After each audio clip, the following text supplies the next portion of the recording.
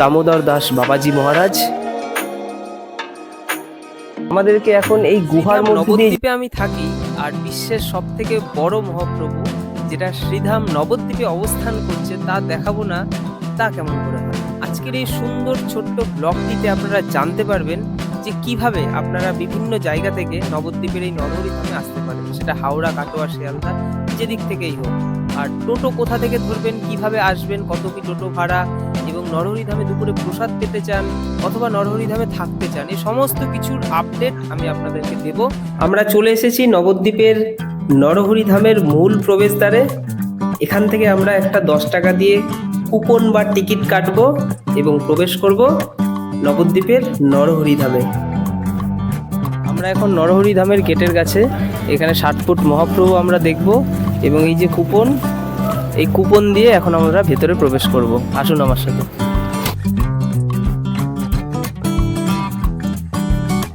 আপনাদেরকে প্রথমে এসেই 10 টাকা দিয়ে একটা কুপন করে নিতে হবে। মাথাপিছু অবশ্যই 10 টাকা। 10 টাকা করে কুপন করে নেওয়ার পর আপনারা কুপন দেখিয়ে প্রবেশ করবেন।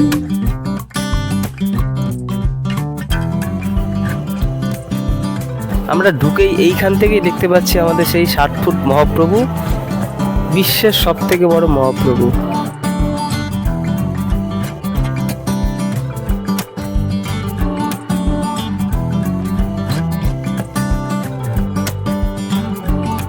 আমাদেরকে এখন এই গুহার মধ্যে দিয়ে যেতে হবে যদি মহাপ্রভুকে দর্শন করতে একদম সামনে থেকে। গুহার ভেতর দিয়ে গেলে আপনারা ফিল করতে পারবেনই না এটা একটা আর্টিফিশিয়াল, মনে হবে একদম অরিজিনাল। ভেতরে বিভিন্ন কালারের লাইট জ্বলছে, কালো পাথর, মনে হয় বিভিন্ন গাছের শেকড় ভেতরে প্রবেশ করেছে। আমার তো ভীষণ ভালো লেগেছে গুহাটা।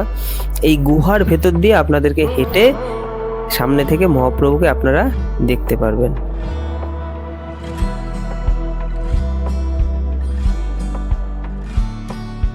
সামনেই জলে কি সুন্দর সুন্দর মাছ, কালারিং মাছ, লাল কালার, সাদা কালার। আর একটু এগোলে আমরা দেখতে পাচ্ছি বিভিন্ন রকমের গাছ দুপাশে সারিবদ্ধভাবে, এবং মহাপ্রভুকে বিভিন্ন অ্যাঙ্গেল থেকে সামনে থেকে দেখে নেওয়ার সুযোগ রয়েছে এখানে। পরিষ্কার পরিচ্ছন্ন ব্যাপারটা নরহরি ধাম এখানে খুব সুন্দরভাবে মেনটেন করেছে।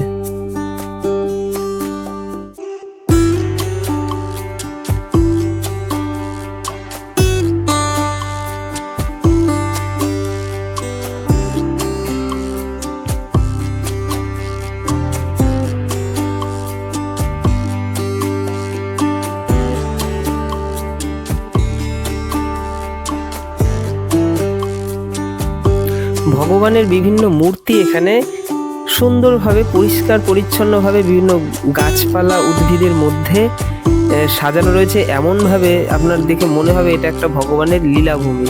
তো সেই লীলা ক্ষেত্রই এটাকে একদম গড়ে তোলা হয়েছে।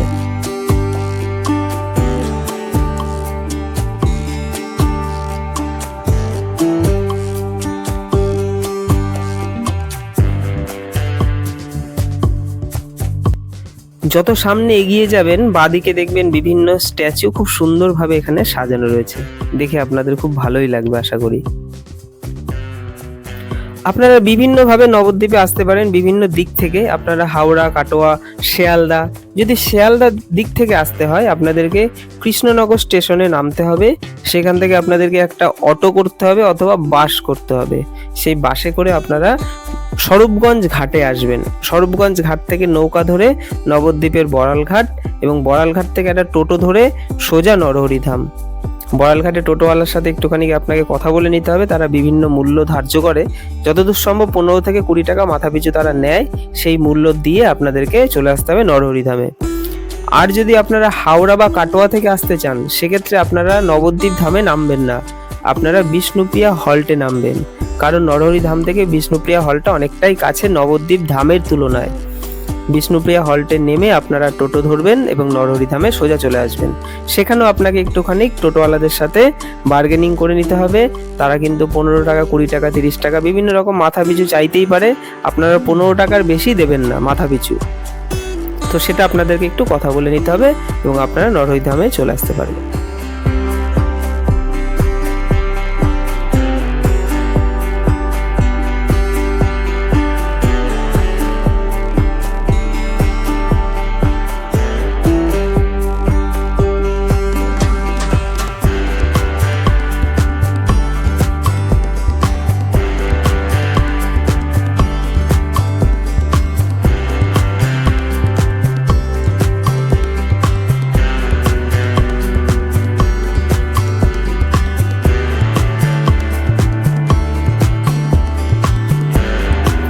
নরহরিধামের মহাপ্রভুকে দর্শনের সাথে সাথে আপনারা চারিপাশের সৌন্দর্য উপভোগ করতে পারবেন এবং কিছুটা এগিয়ে যাওয়ার পর আপনারা দেখতে পারবেন ভেতরেই একটা মিউজিয়াম রয়েছে।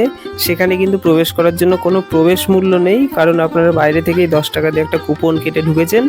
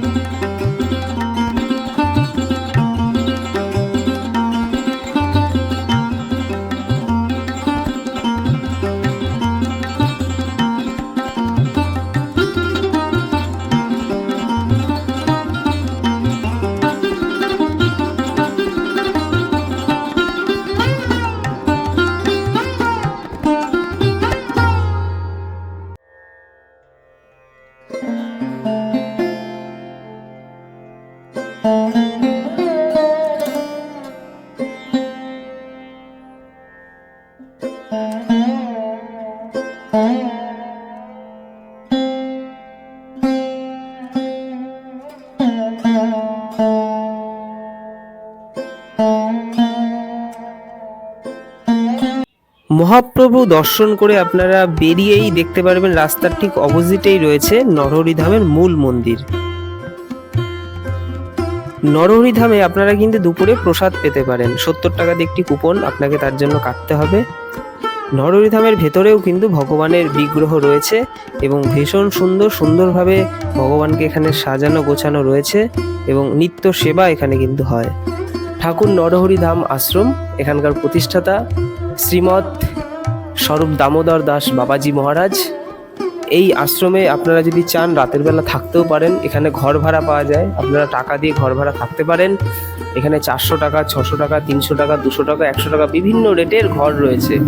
আপনি যদি অ্যাটাচ বাথরুম বা নন অ্যাটাচ অথবা এসি নন এসি সব রকম রুমের ব্যবস্থা রয়েছে। তো নবদ্বীপে এসে কিন্তু আপনারা যদি মন্দিরে থাকতে চান এবং ভালো রুম যদি পেতে যান, সেক্ষেত্রে কিন্তু আপনারা এই নরহরিধাম আশ্রমে থাকতে পারেন। আশা করি ভিডিওটি আপনাদের ভালো লেগেছে। যদি ভালো লাগে চ্যানেলটিকে সাবস্ক্রাইব করে বেল আইকনটি প্রেস করবেন এবং লাইক করবেন। আর নরহরিধাম সম্পর্কিত তথ্য বা নবদ্বীপ সংক্রান্ত যদি আপনাদের আরও কিছু জানার থাকে আপনারা কমেন্ট করুন, আমি রিপ্লাই দেওয়ার চেষ্টা করব। সবাই ভালো থাকবেন, সবার সাথে দেখা হবে আবার নতুন আরেকটি ব্লগে।